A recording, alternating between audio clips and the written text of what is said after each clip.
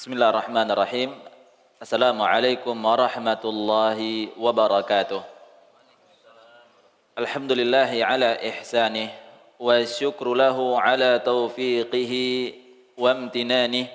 Ashhadu an la ilaha illallah ta'ziman li sya'nihi wa ashhadu anna Muhammadan abduhu wa rasuluhu da'i ila ridwanih. Allahumma salli wa sallim ala nabiyyina Muhammadin wa ala alihi wa sahbihi wa ikhwanih. Allahumma allimna ma yanfa'una wanfa'na bima 'allamtana wa zidna ilma wa amala. Allahumma hdina li ahsanil akhlaq la yahdi li ahsaniha illa anta wasrif 'anna sayyi'aha la yasrifu 'anna sayyi'aha illa anta. Allahumma la sahla illa ma ja'altahu sahla wa anta taj'al hazna idza syi'ta sahla. Amma ba'du. Kaum muslimin dan muslimah jamaah yang dirahmati Allah Subhanahu wa taala, pada malam hari ini kita kembali melanjutkan pembahasan kita di dalam kitab Tauhid. Kita masih berada di bab yang ke-16 tentang syafaat. Kita masuk di dalil yang keempat. Keempat atau kelima? Dalil yang kelima. Ya. Ahsanallahu ilaikum. قال المؤلف رحمه الله تعالى في كتابه كتاب التوحيد باب الشفاعة وفي قوله تعالى أعوذ بالله من الشيطان الرجيم قل ادعوا الذين زعمتم من دون الله لا يملكون مثقال ذرة في السماوات ولا في الأرض. Allah Subhanahu wa taala berfirman, katakanlah, serulah mereka yang kalian anggap sebagai Rabb selain Allah, mereka tidak memiliki kekuasaan seberat zarrah pun di langit dan di bumi. Quran surah Saba ayat 22-23.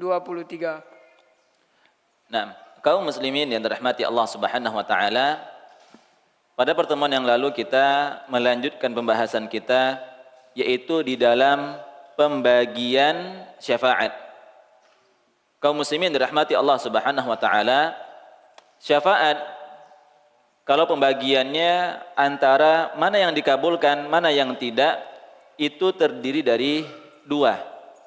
Itu syafaat mutsbatah dan syafaat manfiyah. Jadi dari sisi syafaat apakah dikabulkan ataukah tidak, itu dia ada dua. Syafaat mutsbatah dan syafaat manfiyah. Syafaat mutsbatah itu adalah syafaat yang telah ditetapkan. Yang mana syafaat mutsbatah ini jika terpenuhi persyaratan-persyaratan syafaat. Pada pertemuan yang lalu kita sudah menjelaskan tentang syarat-syarat syafaat. Apa kemarin Pak? Ada 3. Yang pertama, izin dari Allah Subhanahu wa taala kepada pemberi syafaat, ridha Allah Subhanahu wa taala kepada pemberi syafaat, dan ridha Allah Subhanahu wa taala kepada yang diberi syafaat.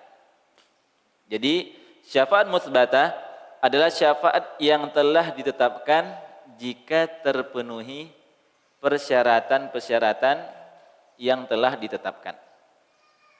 Adapun syafaat manfiyah adalah syafaat yang dinafikan, yaitu apabila syafaat ini tidak terpenuhi syarat-syaratnya, maka dia menjadi syarat manfiyah, tidak diterima atau dinafikan. Kalau musbatah itu jika terpenuhi 3 persyaratan. Sedangkan manfiyah jika tidak terpenuhi persyaratan. Artinya syafaatnya dinafikan, ditiadakan. Adapun secara umum syafaat ini terbagi menjadi dua.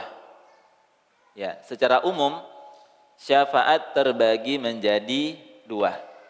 Yang pertama syafaat di dunia, yang kedua syafaat di akhirat. Jadi pembagian syafaat secara umum itu dia dua. Yang pertama syafaat di dunia, yang kedua adalah syafaat di akhirat. Apa maksud di sini? Apa yang dimaksud dengan syafaat yang ada di dunia dan apa maksud dari syafaat yang ada di akhirat? Kaum muslimin dan muslimat dirahmati Allah Subhanahu wa taala, syafaat yang ada di dunia itu terbagi menjadi dua lagi. Jadi syafaat secara umum terbagi menjadi dua. Syafaat di dunia dan syafaat di akhirat. Syafaat di dunia ada dua pembagiannya. Yang pertama pada perkara yang hamba mampu untuk melakukannya. Yang kedua di dalam perkara seorang hamba tidak mampu melakukannya. Ya. Kita ulangi lagi, hadirin yang dirahmati Allah Subhanahu wa taala. Ya, syafaat dibagi menjadi dua, antara yang dikabulkan dan yang tidak dikabulkan. Yang dikabulkan namanya syafaat mutsbatah jika terpenuhi syarat-syarat syafaat. Yang kedua, syarat manfiyah adalah syafaat yang tertolak karena tidak terpenuhi syarat-syarat syafaat. Syafaat secara umum terbagi menjadi dua. Syafaat di dunia dan syafaat di akhirat. Syafaat di dunia terbagi lagi menjadi dua. Syafaat yang seorang hamba mampu melakukannya. Yang kedua adalah syafaat yang seorang hamba tidak mampu melakukannya. Apa makna dari atau apa maksud dari syafaat seorang hamba mampu melakukannya? Seperti misalkan kaum muslimin dirahmati Allah Subhanahu wa taala, ada seorang yang dia ingin melamar pekerjaan di tempat, misalkan apakah itu perusahaan temannya, apakah dia misalkan ingin melamar di tempat saudaranya atau di tempat temannya tadi. Ya. Jadi seorang ini ketika dia melamar, ya istilahnya apa kaum muslimin? Istilahnya adalah simpelnya ordal, orang dalam. Jadi ketika dia melamar ke satu perusahaan, ke tempat bekerja, apakah itu ada temannya di sana atau ada keluarganya di sana, ketika dia melamar, jika terpenuhi syarat-syarat melamar tersebut, plus dia dibantu dengan orang dalam, apakah itu temannya, apakah itu keluarganya. Ini dalam perkara apa? Seorang hamba mampu untuk melakukannya. Maka syafaat yang seperti ini diperbolehkan. Dia membantu orang lain dalam perkara dia mampu untuk melakukannya, tapi dengan syarat apa? Jika memang orang tersebut dia memang orang yang berkompeten. Memang dia layak untuk mendapatkan posisi tersebut. Ya, dia sudah memenuhi persyaratannya. Terus dia memang orang yang layak untuk mendapatkan posisi tersebut. Ditambah dengan bantuan semakin ya permudah, semakin dapat kemudahan. Jadi kaum muslimin dirahmati Allah Subhanahu wa taala, ini yang dimaksud dengan apa? Syafaat seorang hamba mampu melakukannya. Jadi hal yang seperti ini boleh jika memang orang tersebut adalah orang yang amanah. Memang orang tersebut adalah orang yang layak untuk mendapatkan posisi tersebut. Maka hukumnya diperbolehkan.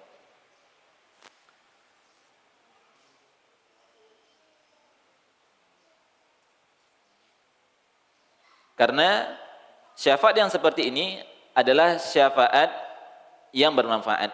Allah Subhanahu wa taala berfirman di dalam surah An-Nisa ayat ke-85, "Man yashfa' syafa'atan hasanatan yakun lahu nasibun minha."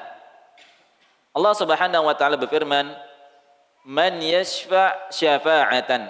Barang siapa yang memberikan syafaat yang baik, niscaya dia akan memperoleh kebaikan, pahala dari Allah Subhanahu wa taala. Yakun lahu nasibun minha. Jadi hal yang seperti ini diperbolehkan karena dia mendapatkan atau mendatangkan manfaat. Jadi kita boleh membantu orang lain ya. Kalau memang dia adalah orang yang layak, orang yang baik, boleh kita bantu. Dan ini namanya syafaat yang bermanfaat. Adapun dalam perkara yang mubah, bukan perkara yang haram, maka kita diperbolehkan membantu orang lain. Ya, Rasulullah SAW juga bersabda, "Khairun nasi anfa'uhum linnas." Sebaik-baik manusia adalah yang paling banyak memberikan manfaat bagi manusia. Ya tentu kita di sini kaum muslimin dirahmati Allah Subhanahu wa taala, misalkan kita berjabat suatu posisi yang strategis yang mana banyak di antara kaum muslimin tertolong dengan posisi kita tersebut. Ya, karena ya kita kaum muslimin dirahmati Allah Subhanahu wa taala, kita dihadapkan terkadang dengan kondisi kita repot dari segi regulasi. Kita mau ngurus ini itu sulitnya luar biasa. Yang ujung-ujungnya harus dibantu dengan ordal tadi. Harus dibantu dengan orang dalam. Selagi itu merupakan hal yang mubah, bukan perkara yang diharamkan oleh Allah Subhanahu wa taala, maka boleh kita memberi syafaat bagi orang lain, membantu orang lain. Ini termasuk dalam hadis tadi, khairun nasi anfa'uhum linnas. Sebaik-baik manusia adalah orang yang paling banyak memberikan manfaat bagi manusia yang lain. Maka kita sangat senang kalau ada di antara ikhwan kita yang dia sudah ngaji dan dia mendapatkan posisi yang strategis sehingga mendatangkan manfaat yang banyak bagi kaum muslimin. Karena terkadang kita dihadapkan dengan regulasi-regulasi yang sulit sudah kita jalankan persyaratannya, tapi masih juga mentok, masih juga terhalang. Ya, ujung-ujungnya agar cepat, ya harus dibantu dari orang yang ada di dalam. Adapun dalam perkara yang dilarang, yang diharamkan oleh Allah Subhanahu wa taala, maka tidak boleh kita memberikan syafaat. Sebagaimana yang terjadi di zaman Rasulullah SAW, ada seorang perempuan dari Bani Mahzumah yang tertangkap basah sedang mencuri. Maka orang-orang Quraisy, karena orang ini, yang perempuan ini dari suku yang terpandang, orang yang terpandang, orang yang terhormat, ternyata dia melakukan kemaksiatan atau pencurian. Sehingga orang-orang ini, ya suku mereka, Bani Mahzumah, berusaha untuk mencari keringanan. Ya karena kalau dia mencuri, tertangkap dan sudah melewati nisabnya, itu konsekuensinya dia dipotong tangan. Potong tangannya sebelah. Tangan kanan di kakinya sebelah kiri. Nah. Jadi dia ingin berusaha untuk mendapatkan keringanan.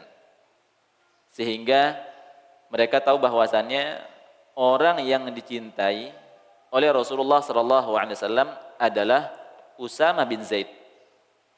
Sehingga mereka pun datang ke Usamah untuk meminta agar Usamah ngomong ke Rasulullah sallallahu alaihi wasallam agar wanita yang tertangkap basah mencuri ini mendapatkan keringanan.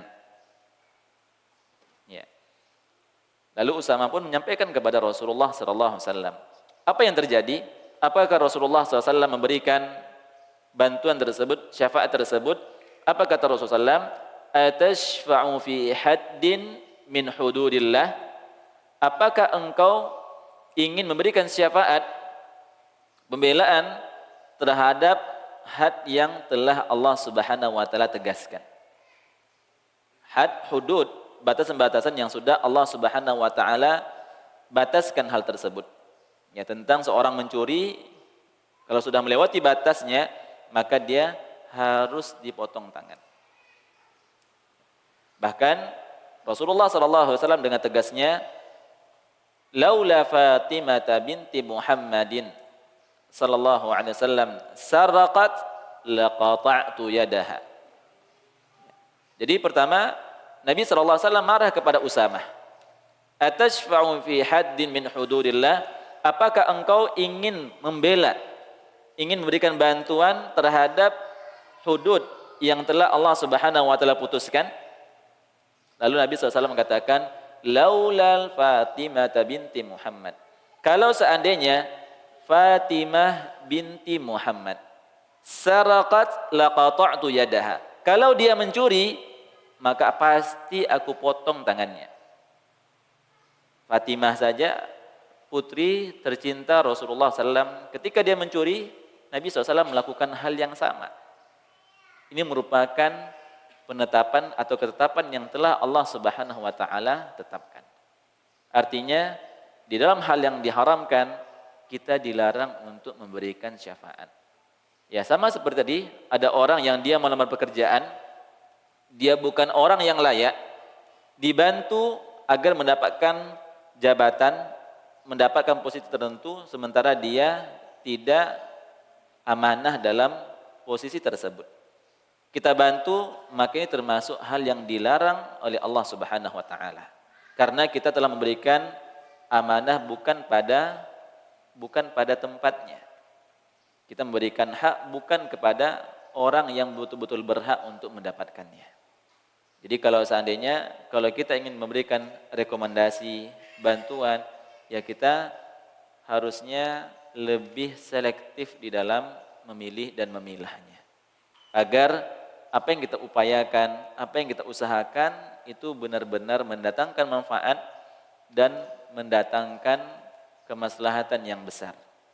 Bukan dengan cara kita curang, bukan kita memberikan bantuan kepada orang yang keliru, orang yang salah, bukan kemaslahatan yang kita dapatkan, tapi adalah apa? Adalah kemudaratan. Kita sama memberikan kemudaratan kepada orang tersebut. Ya. Sama seperti Usamah, yang dia ingin membantu orang lain, ternyata itu telah melanggar batasan-batasan yang telah Allah Subhanahu wa taala tetapkan. Maka ini dilarang. Jadi, kaum muslimin dirahmati Allah Subhanahu wa taala, memberikan syafaat bagi seorang hamba yang dia mampu melakukannya, itu harus dilihat. Dia kalau mubah, kalau dia mampu dan itu betul-betul dia amanah, maka kita bantu. Kalau mendatangkan kemudaratan atau dalam perkara yang diharamkan, maka tidak boleh kita memberikan syafaat, memberikan bantuan kepada orang yang seperti ini. Karena barang siapa yang menolong orang lain dalam keburukan, dia mendapatkan dosa yang sama seperti orang yang melakukannya. Lalu kaum muslimin dirahmati Allah Subhanahu wa taala, yang kedua, pada perkara yang hamba tidak mampu melakukannya. Ya, tadi dia mampu. Yang kedua, jika dalam perkara yang dia tidak mampu untuk melakukannya. Seperti orang yang minta syafaat kepada mayat, kepada orang yang sudah meninggal dunia. Wahai wali fulan, berikanlah syafaatmu kepadaku. bantu saya mau masuk kerjaan. Maka yang seperti ini tidak boleh, dilarang. Dan haram dan jatuh kepada kesyirikan kepada Allah Subhanahu wa taala. Jadi kita ulangi lagi, syafaat di dunia itu jika seorang hamba mampu melakukannya dan itu jika mendatangkan manfaat maka boleh, jika mendatangkan kemudaratan maka dilarang. Dan dilarang seorang memberikan syafaat dalam perkara-perkara yang diharamkan oleh Allah Subhanahu wa taala. Ya, ada orang misalkan kasusnya adalah apa? Tentang khamar. Sudah jelas-jelas haram, ada orang yang berusaha untuk bantu hal ini agar diizinkan. Maka yang seperti ini juga sama kaum muslimin dirahmati Allah Subhanahu wa taala. Orang menolong orang lain dalam keburukan itu sama kita mendapatkan dosa seperti pelakunya. Yang kedua adalah dalam perkara yang tidak mampu dilakukan oleh seorang hamba. Ini dalam berkaitan dengan rububiyah Allah Subhanahu wa taala. Apakah dalam masalah rezeki, dalam masalah jodoh dan yang lain-lainnya. Yang kedua adalah syafaat di akhirat. Syafaat di akhirat, kaum muslimin dirahmati Allah Subhanahu wa taala, terbagi menjadi dua.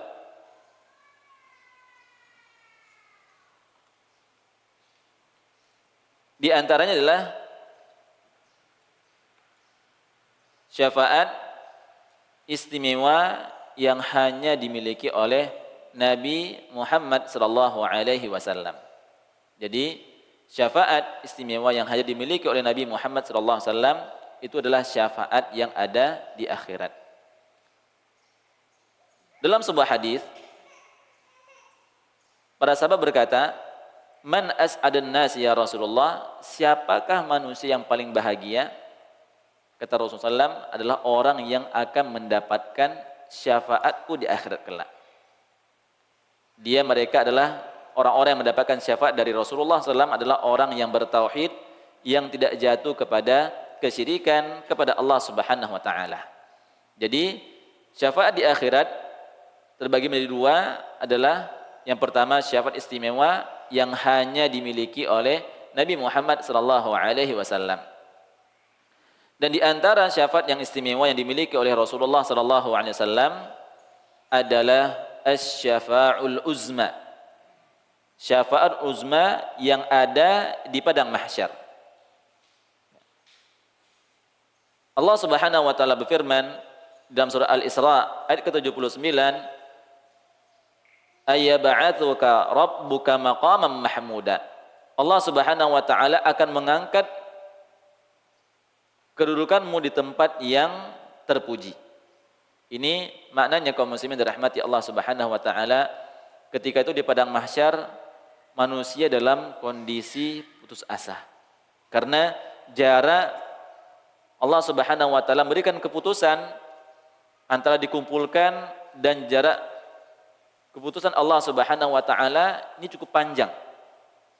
Ya, kita dalam kondisi dikumpulkan di padang mahsyar dalam kondisi yang berat dan dalam kondisi menunggu.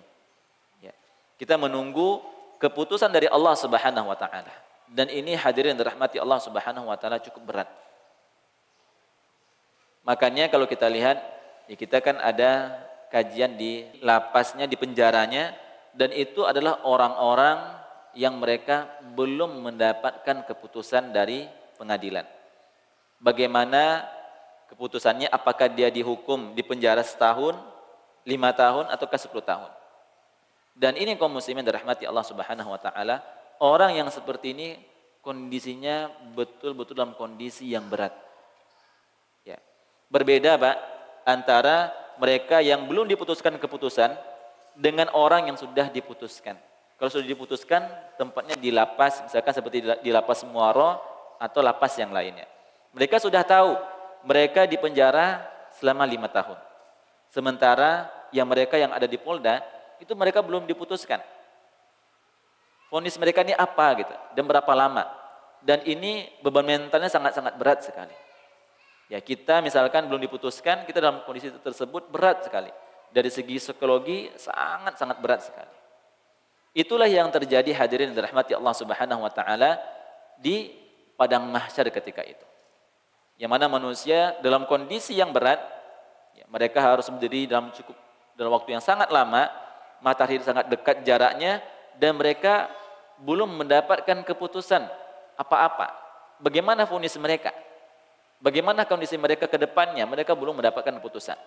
Sehingga ketika itu manusia mereka berbondong-bondong meminta kepada Nabi Adam alaihissalam. Yang mana mereka mengatakan, bukankah engkau adalah Nabi yang pertama? Allah Subhanahu wa taala menciptakan engkau dengan kedua tangannya.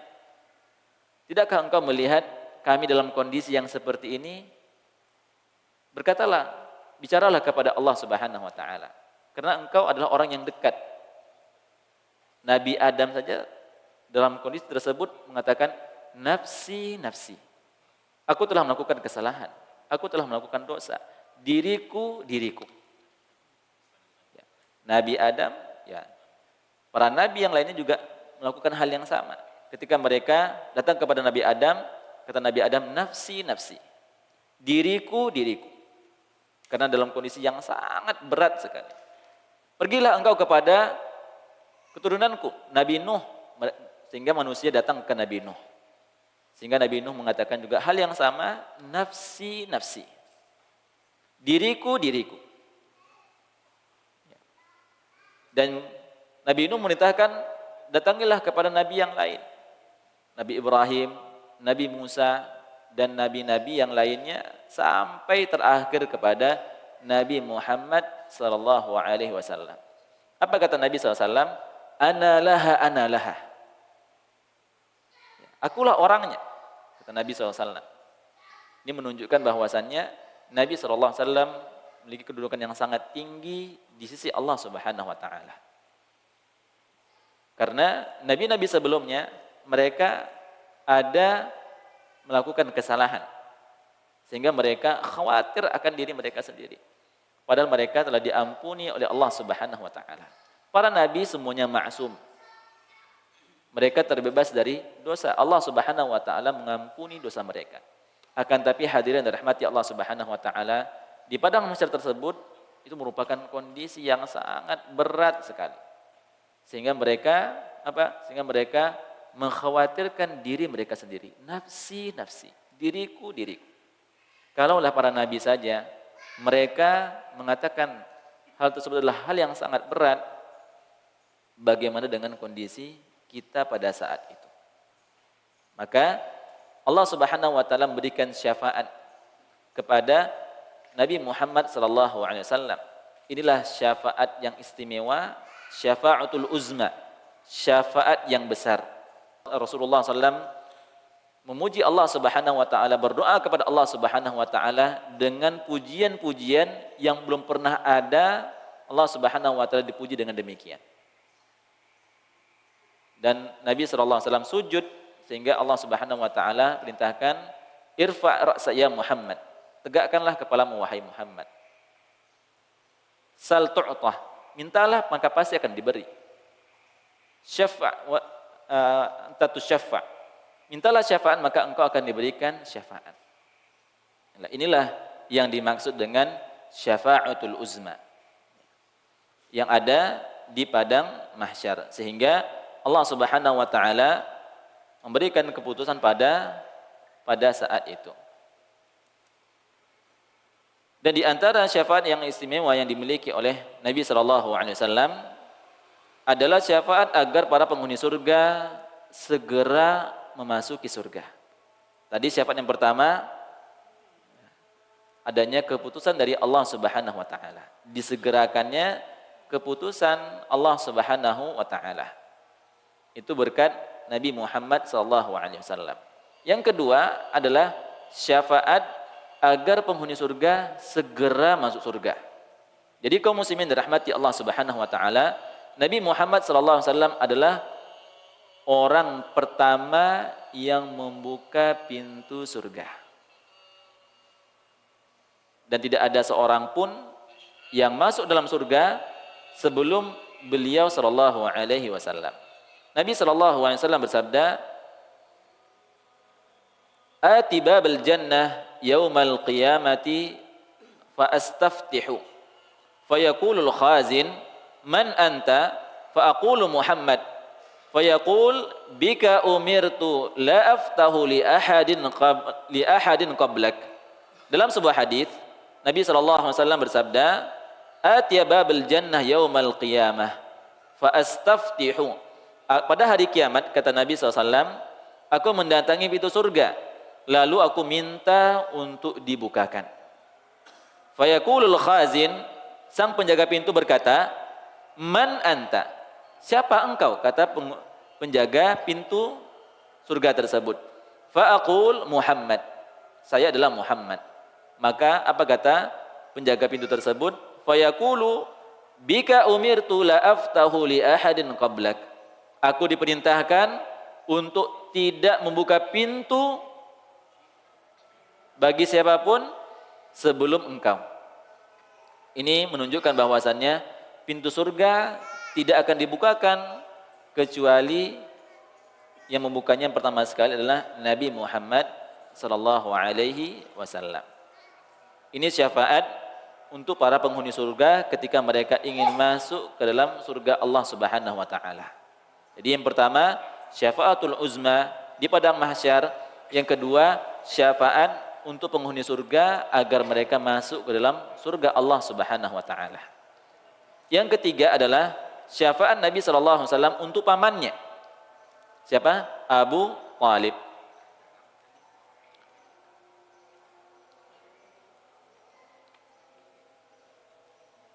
Paman Nabi sallallahu alaihi wasallam yang lain itu Abbas bin Abdul Muttalib radhiyallahu anhu pernah bertanya kepada Rasulullah sallam, hal nafa'ta Aba Talibin bi syai'in fa innahu kana yahutuka wa yaghdabu laka. Kata paman Nabi SAW Abbas, ya Rasulullah, apa engkau dapat memberikan manfaat kepada Abu Talib? Ya, manfaat di sini adalah syafaat kepada Abu Talib walaupun hanya sedikit. Fa innahu kana yahutuka wa yaghdabu laka. Bukankah semasa hidupnya dia melindungimu serta mati-matian di dalam membelamu? Lalu kata Nabi SAW kepada Abbas, na'am, huwa fi dhahdahin min narin. Kata Nabi SAW, iya, dia berada di neraka yang paling atas. Walaula ana lakana fid darkil asfali minan nar. Kata Nabi SAW, kalau bukan karenaku, maka pastilah Abu Talib berada di dasar api neraka. Jadi Abu Talib berada di dalam api neraka, tapi posisinya berada di yang paling atas. Ya. Karena kalau surga itu dia ke atas, semakin ke atas semakin tinggi kenikmatannya, kedudukannya. Sedangkan neraka semakin ke bawah semakin besar azabnya, semakin pedih azabnya. Jadi Abu Talib berada di atas bagian neraka. Ya. Bahwasannya siksaan Abu Talib adalah apa? Diletakkan kedua sendal, sepasang sendal, yang mana dia ketika menginjakkan sendal tersebut menggelegaklah otaknya. Ini adalah azab api neraka yang paling ringan. Yang paling ringan azab api neraka adalah dua sendal ini. Ketika diletakkan kakinya itu menggelegak otaknya. Dan itu terus menerus. Abadi selama-lamanya. Ini adalah syafaat yang paling ringan. Itu adalah apa? Azabnya Abu Talib. Ya. Makanya Abbas mengatakan, apakah kedudukanmu bisa mendatangkan manfaat bagi Abu Talib? Bukankah Abu Talib dahulu yang membela mati-matian, yang melindungi mati-matian? Maka kata Nabi SAW, na'am, iya. Laula ana, kata Nabi SAW, kalaulah bukan karena kedudukanku, kata Rasulullah, maka dia berada di dasar api neraka. Fid darkil asfali minan nar. Jadi Abu Talib mendapatkan syafaat dari Nabi SAW karena kedudukannya. Kedudukan Nabi SAW. Tetap dia berada di neraka, tapi azabnya yang Allah Subhanahu wa taala berikan keringanan. Ya, kaum muslimin dan muslimah yang dirahmati Allah Subhanahu wa taala, yang keempat di antara syafaat yang diberikan kepada Rasulullah sallallahu alaihi wasallam adalah syafaat untuk umatnya yang masuk surga tanpa hisab agar segera masuk dalam surga. Dalam hadis yang panjang Nabi sallallahu alaihi wasallam bersabda, "Tsumma qala, ya Muhammad, irfa' ra'sak, sal tu'ta, isfa' tushaffa', fa arfa'u ra'si fa aqul, ya Rabbi ummati ummati." Fayuqalu, ya Muhammad, adkhil jannata min ummatika man la hisaba alaih minal babil ayman min abwabil jannah wa hum syuraka'un nasi fi ma siwa dzalika minal abwab. Dalam hadis yang panjang kemudian Allah Subhanahu wa taala berfirman, ya Muhammad, irfa' ra'sak, wahai Muhammad, angkatlah kepalamu, sal tu'tah, mintalah maka pasti permintaanmu akan diberikan. Isfa' tusyaffa', mintalah syafaat maka pasti engkau akan diberikan syafaat. Fa arfa'u ra'si, maka Nabi sallallahu alaihi wasallam mengangkat kepalanya, fa aqul, ya Rabbi ummati ummati, wahai Rabbku umatku umatku. Dalam kondisi yang berat yang seperti itu Nabi sallallahu alaihi wasallam masih mengingat umatnya, padahal Nabi SAW belum pernah berjumpa dengan kita. Begitulah kecintaan Nabi sallallahu alaihi wasallam kepada umatnya. Fayuqal, ya Muhammad, Allah Subhanahu wa taala berkata kepada Muhammad, ya Muhammad, adkhilil jannata min ummatika man la hisaba alaih minal babil ayman min abwabil jannah. Wahai Muhammad, masukkanlah umatmu ke dalam surga tanpa hisab dari pintu kanan dari surga. Wahum syuraka'in nasi fima siwa dzalika minal abwab, dan mereka juga bisa memasuki surga dari pintu-pintu yang lainnya. Jadi di sini hadirin dirahmati Allah Subhanahu wa taala, Allah Subhanahu wa taala memberikan keistimewaan kepada umat Nabi Muhammad SAW yang mereka masuk dalam surga dengan tanpa hisab dari pintu sebelah kanan dari surga. Ini pintu khusus untuk masuk dalam mereka. Akan tapi mereka juga bisa masuk dalam surga dari pintu-pintu yang lainnya. Ini syafaat yang Rasulullah SAW berikan kepada siapa? Kepada umatnya yang mereka masuk dalam surga tanpa hisab. Ya. Adapun yang kedua, di antara syafaat akhirat, yang kedua adalah syafaat yang umum yang diberikan oleh para malaikat, para nabi, dan para syuhada dan kaum muslimin secara umum. Seperti misalkan ada orang yang dia sebenarnya masuk ke dalam api neraka akan tapi dibantu, misalkan saudaranya atau anaknya. Di akhirat kelak ada seorang yang mendapatkan kedudukan yang sangat tinggi di sisi Allah Subhanahu wa taala. Dia sangat terheran-heran, kok bisa dia mendapatkan kedudukan yang sangat tinggi di sisi Allah Subhanahu wa taala. Padahal dahulu dia bukanlah orang yang rajin, bukanlah orang yang taat beribadah kepada Allah. Apa kata Allah Subhanahu wa taala? Bistighfari waladaka laka. Ini dikarenakan istighfarnya anakmu untukmu kepada Allah Subhanahu wa taala. Jadi di antara investasi terbesar kita adalah kepada anak-anak kita. Bagaimana kita mendidik anak-anak kita menjadi anak-anak yang saleh, yang senantiasa mendoakan kita. Karena kaum muslimin yang dirahmati Allah Subhanahu wa taala, siapa di antara kita yang bisa menjamin bahwasannya teman kita, orang yang berada di sekitaran kita pasti mendoakan kita ketika kita meninggal dunia. Teman-teman kita mengingat kita ketika kita meninggal dunia saja. Di hari pertama atau di pekan pertama, setelah itu kita dilupakan. Lalu siapa yang mengingat kita? tentu adalah anak-anak kita.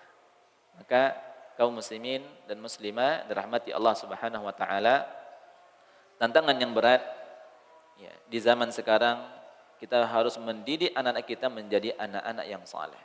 Akan tapi perjuangan orang tua pasti Allah Subhanahu wa taala balas dengan berkali-kali lipat.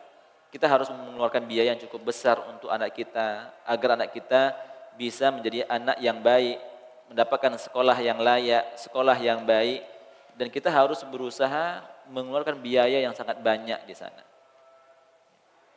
Dan itu butuh usaha yang berat. Menjadikan anak yang saleh tantangan yang sangat besar, usaha yang besar. Sehingga kita pun mendapatkan pahala yang besar dari hal tersebut. Karena di antara amalan jariyah adalah anak yang saleh yang mendoakan orang tuanya. Dan juga kaum muslimin dirahmati Allah Subhanahu wa taala, di antara syafaat orang saleh adalah teman yang saleh. Ketika kita memiliki teman yang baik, misalkan kita qadarullah jatuh masuk ke dalam api neraka.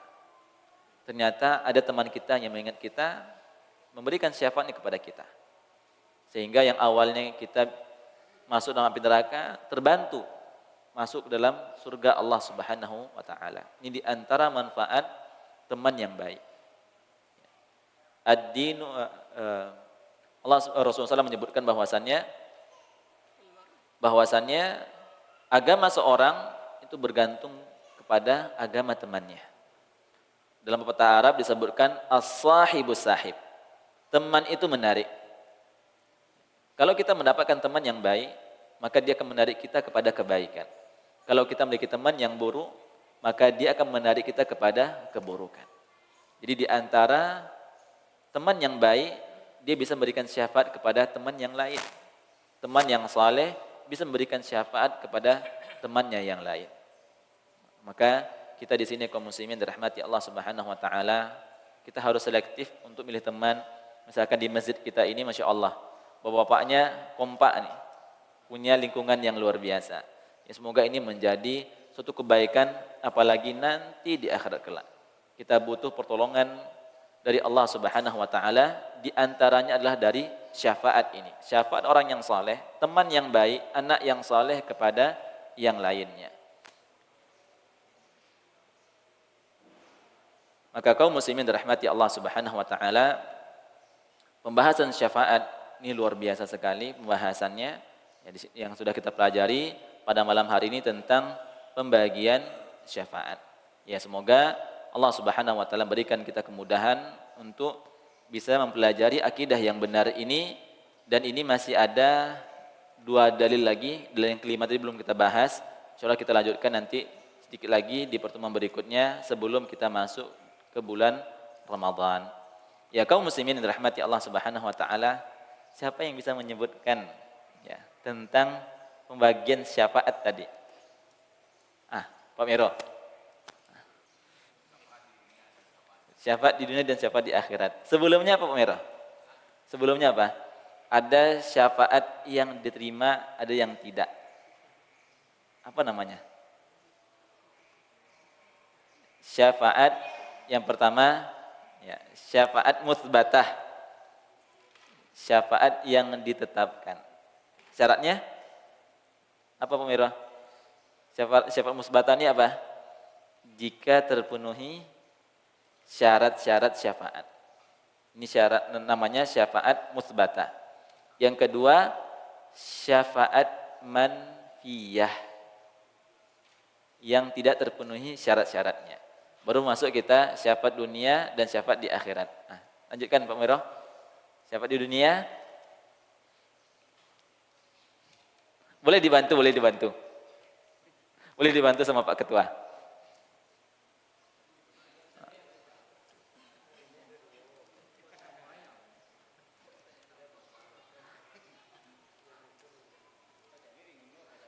Ya.